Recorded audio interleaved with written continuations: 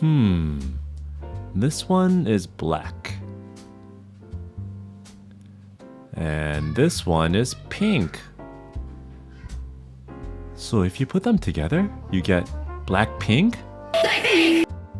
Yeah, that sounds about right. Hi guys, welcome back to the channel. Sorry to disappoint some of you, but this really isn't a video about Blackpink. Rather, it's about this panda. Actually, it's not about this panda either. It's really about this, the new Ink Black switches from Gateron. It just happened to come in this adorable little panda bag from EL Board. For the longest time, if anyone was looking for a premium, smooth, and thocky switch, I would recommend them to the Gateron Black Ink. It has been a crowd favorite for a long time for good reason. However, it's been around for some time now and frankly needs a little bit of innovation. That's where these new box inks come into play. Although the switch is called a box switch, it's not really a traditional box switch as you may have seen from Kale. Rather, it's a boxed off stem on top, which differs from the standard MX style stem. You have actually seen a version of this in the ink yellows before, but I can tell you that these are not just a recolor, but rather a new mold. And as shown before, it comes in two colors. So yes, if you really wanted to, you could technically create a black-pink switch. So let's see what makes these so special that you should strongly consider these, perhaps even above the original Ink Black switches. Let's get started. Before we dive into the details, let's talk about the colors. The pink and black ones are pretty much the same with the exception of the springs being the biggest difference. The pink one comes with a shorter 15mm spring and 60g bottom out, while the black one comes with a long 19mm spring and 70g bottom out. The Gateron logo on the pink one is actually reversed, but other than that, I didn't see any glaring differences between the two, so take your pick based on the looks and spring preference. Alright, I'm sure at this point your biggest question is this: what is the difference between the new box ink and the original Ink V2? Let's take a look. Let's start with the obvious. The box ink has a boxed stem and the original does not. In addition, the box ink also has a longer pole, although this still doesn't bottom out on the pole itself. Rather, it has a longer slider on the side that it bottoms out on, which effectively lowers the travel from 4mm on the standard ink to 3.4mm on the boxed ink. That seems like a dramatic change, but honestly, half a millimeter isn't something that I notice terribly when I'm typing. Then we move on to the springs. The new box ink has a much longer 19mm spring and helps to have a very nice and snappy response. Now we get into the little less obvious. At first glance, the lower housing seemed pretty similar, until you really start to zoom in and you see that the LED leg holes on the older housing is actually larger. This tells me that the lower housing molds are also different from each other. As you move to the top housing, similar story here. You can see that the new boxed ink upper housing has a little tab in the LED slot right here, also showing me that the mold has been updated. These changes really help the boxed ink housings to be much tighter than the old. I will demonstrate that shortly. To test the switches today, I will be pulling out my Portico. It hasn't been used in a while, but I updated it with an aluminum plate that a viewer graciously sent over. Thank you, David, it worked out great. It has a pretty neutral sound, and all that was done was the plate and the felt plate dampener was removed. And keeping with the black and pink theme, I used a set of EPBT pink on blacks. Overall, I think this looks better than I initially thought against that green. So let's get into what I was talking about how the new housings are so much better. If you're interested in any of the stuff that I'm using today, please check the descriptions below for the links.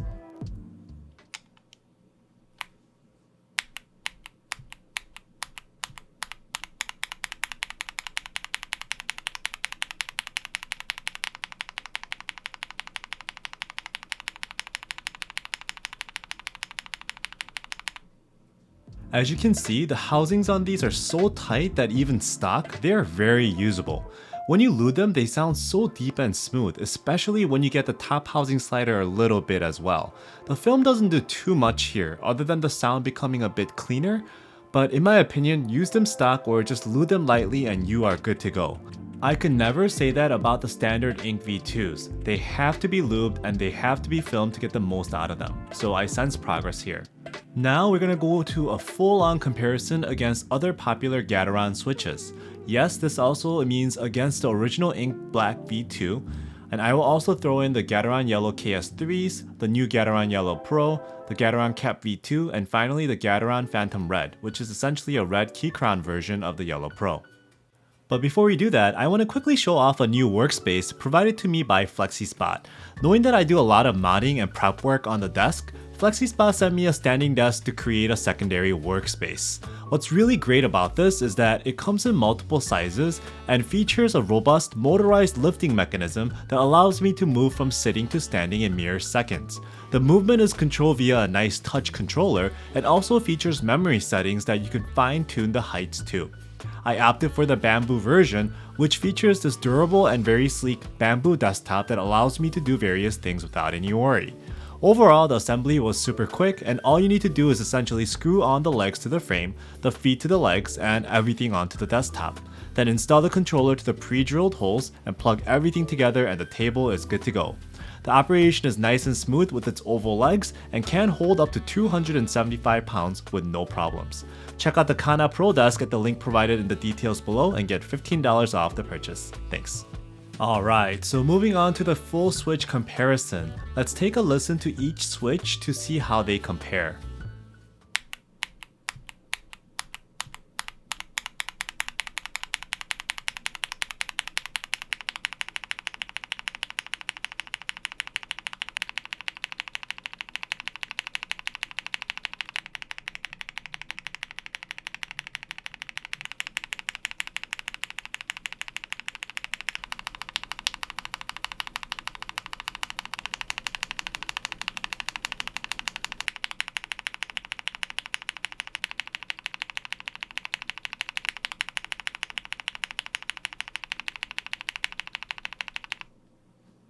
Now let's move on to my non-scientific and subjective stem wobble test. Remember, this is a subjective test and mostly based on my opinion, so please take it with a grain of salt. So we're going to do a quick comparison of stem wobble in the east and west direction and then north and south direction. Stem wobble can be something to look out for, especially for taller keycaps like SA and also longer caps like the spacebar as well. So the first one that's up is the KS3 yellow, and overall it's a pretty wobbly switch in the east and west direction. Next up is the original Gateron Ink V2, and as you can see, it's not as bad as the KS3 yellow, but it's still pretty wobbly as well. Next is the new box Ink Black, and much tighter. So the overall new mold and the stem makes it much tighter east and west. The Cap V2 has always been pretty good, so you can see here that the minimal east and west direction in terms of stem wobble. The KS9 Pro, as everyone has indicated, has a new mold and it's much tighter. And similar to the KS9 Pro yellow, the Phantom Red I believe shares the same housing, so very tight. Now moving on to the north and south. Here you can see the Gateron Yellow KS3, pretty wobbly north and south, as bad as it was east and west as well. Next up is the Gateron Ink Black V2.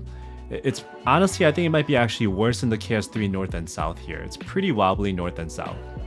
And here is the box Ink Black. It's not as tight as its west and east, but it's definitely an improvement over the Ink Black V2. And the Cap V2s are extremely tight north and south actually. And then the KS9 Pro, similar to its east and west performance, the north and south is also very tight. Not as good as potentially the Cap V2, but really good. And similar situation for the Phantom Red, which supposedly shares the same housing as the KS9 Pro. So here you go. Alright, back by popular demand, the Switch Performance Comparison Table. I'm hoping to place all of the important metrics for these linear switches onto one visual chart so that it helps you to compare them and find the one that is to your liking. We're going to look at 5 different criteria consisting of stem wobble, smoothness, the sound volume, the sound pitch, and finally the cost. First up is the stem wobble. Overall, as indicated by my unscientific test, the Gateron Yellow KS3 and the Ink Black V2 suffer from the most stem wobble out of all of these. That makes sense because they are the older molds, and while everything else here are new, the new box Ink Black has far superior wobble performance to the Ink Black V2, and the new Pro Series and the Cap V2 lead the pack. Next up is the smoothness. Here, most of these Gateron switches are very good in this department. But if we are to split hairs, I will say that the new Box Ink Black is the smoothest of them all, followed by the Ink Black V2, the Cap V2, and the Pro switches, and finally the KS3. Moving on to sound. First up is the sound volume essentially. None of these switches are actually clacky and loud in a bad way. However, if you do have to rank them, the KS3 Yellow are the most clacky out of them all, followed close by the Pro Series switches, then the Cap V2, and finally the Ink Black series. In my opinion, the Ink Black V2 is actually a bit more subdued sounding than the new Box Ink Black. Next up is the pitch. So this is an important criteria for many of us and why the Ink Black V2 has been so popular for so long. If you take a look, the higher end of the spectrum is the KS3 Yellow. By no means a high-pitched switch, but out of this group of deeper sounding switches, the all-nylon KS3 actually comes out highest.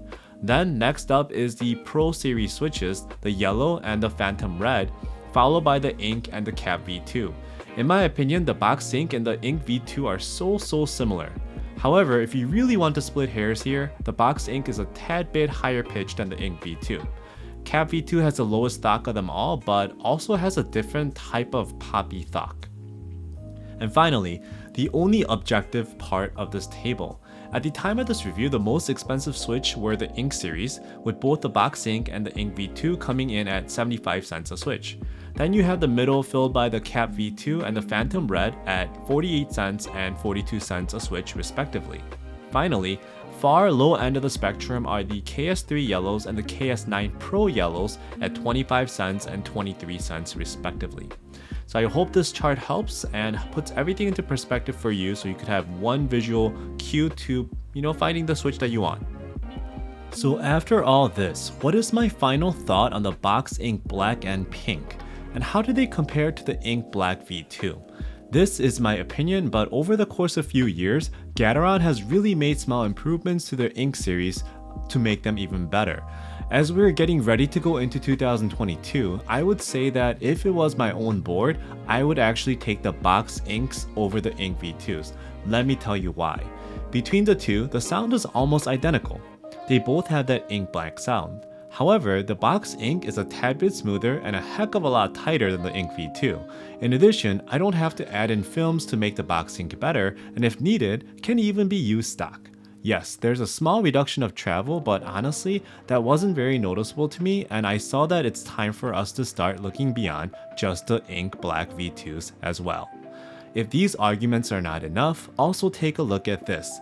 This is the compatibility testing when used in north-facing configuration. As you can see here, the original Gateron Ink Black V2 are not compatible with cherry profile keycaps in north-facing orientation. However, the new Gateron Box Ink Blacks have absolutely no problem or any interference in this north-facing orientation. So if you do have a board that does have a north-facing PCB and want to use Ink Blacks, the choice is clear. Go Box. Before we wrap this all up, I'll leave you with a quick sound test of the full board with the Box Ink Blacks.